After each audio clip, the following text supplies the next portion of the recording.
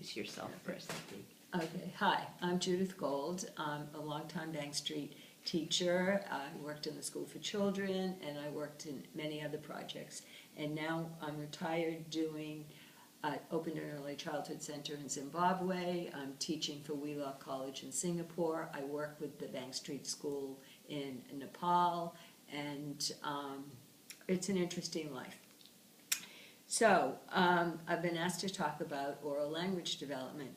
And you know, and I can't remember the guy's name, but I can look it up. It was a long time ago when I was doing a project in Pittsburgh, and Heinz Foundation gathered a bunch of educators to talk about education.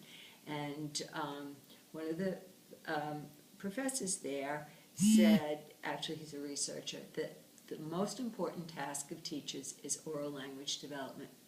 And I took the hugest gulp, because I felt this was not something that was foremost in the minds of early childhood teachers, of nursery school teachers, and it started me thinking about just how critical certain things were. So when you think about daycare centers that have family eating, and how important that is because of the conversation that goes on around the table, that's all about language development versus kids just picking up their food and not having anybody to talk to. And so I think about this a lot, and I think about it mostly in terms of curriculum, because the reason any child learned to talk was because they wanted to interact with the adults around them. Learning is all social. And for your language to develop, you have to have something real to talk about. And what's real to talk about is how you develop your curriculum. So there are 100 components to this curriculum. I always start with social studies because that's where kids get to hypothesize, express their ideas, activate their prior knowledge. I don't care what age you're talking about. If you're talking about a 3 study of families, if you're talking about a 6-7's study of where fruits and vegetables come from, if you're talking about a study of ancient Egypt, that's where real thinking, real constructive kind of hypothesizing happens, and that's where vocabulary development occurs that really matters. Because I've never seen a kid who didn't want to, say, participate in a cooking in the 3s who wouldn't talk about eggs and half a cup and mixing and stirring and I want to crack the egg. So I think that's crucial, how you organize your curriculum. And very much included in that is what's your art curriculum? How are kids getting to express themselves through all these different mediums? If you just take collage, which is such a simple example, and you're giving kids fabric that's rough, that's smooth, that's patterned, that's soft, that's silky, that's fluffy, that's furry, and you're asking them, what are all the different ways that you can describe this piece of fabric? That's language development, that's vocabulary development. And then when you watch how kids arrange these things, pieces of fabric on a paper, there's tons to discuss. So I think with each of these, so to speak, divisions, there's a language that develops around art and how you talk to kids about art and how they use the space and how they use color and how they use repetition. Just like there's a language around social studies, which has to do with people's work, how the space is used in the bakery, or as you get older, all the cultural and mythological beliefs that form a society's belief system. It's kind of like an imprint. If you understand what it is a kid should be able, after they've had some social studies, to say, okay, now we're studying the market.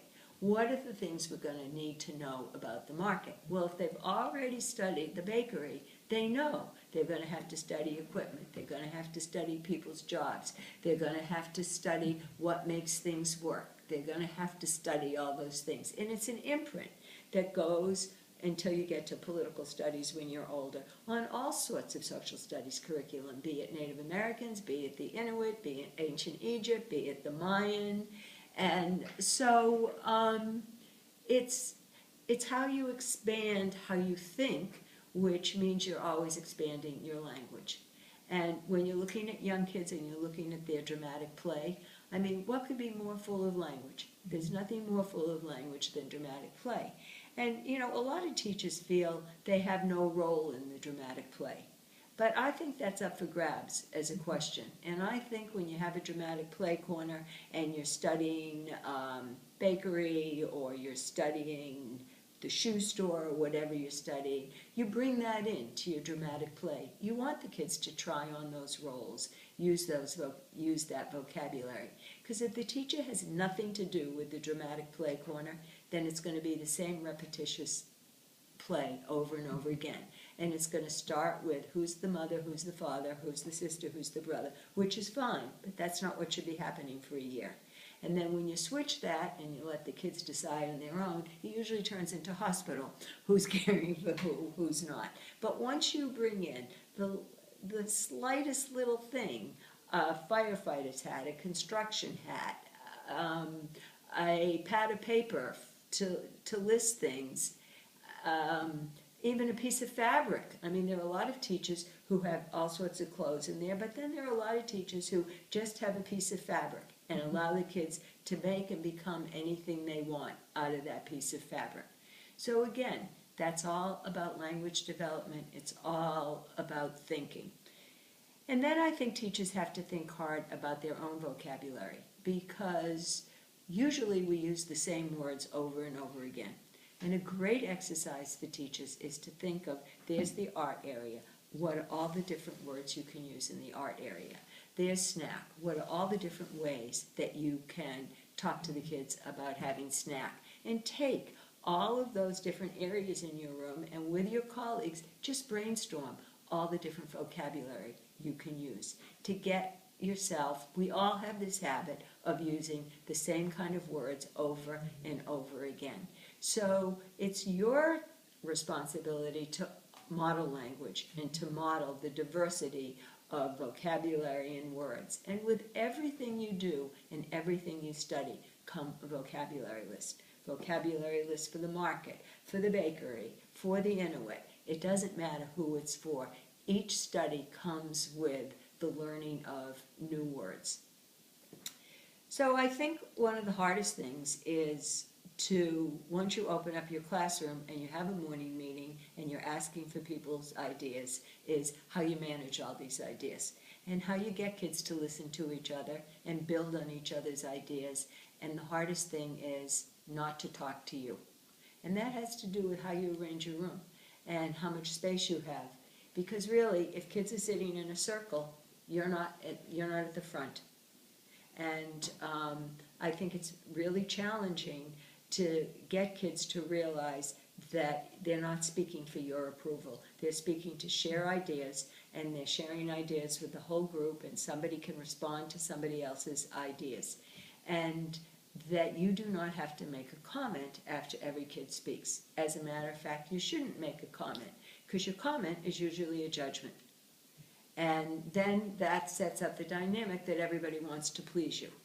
So I think that's a great challenge. It's a great challenge for all of us to void ourselves of that kind of language that says, good idea. And it's, I mean, you just have to learn tricks about, so what else does anybody have to say about that idea? Because you do want to elaborate on ideas, but you don't want to create stars. And I think the other thing that's really, really hard is to wait out the kids who have a harder time expressing their ideas, because there's always an idea there. The question is, do you have the patience, and can you wait it out to find that idea?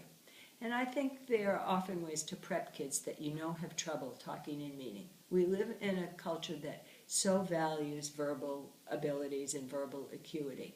So if you have a classroom where you are having a morning meeting and you have a message, you can just read that message with someone who's having trouble and say, you know you have a lot of ideas about this. Let's talk about them.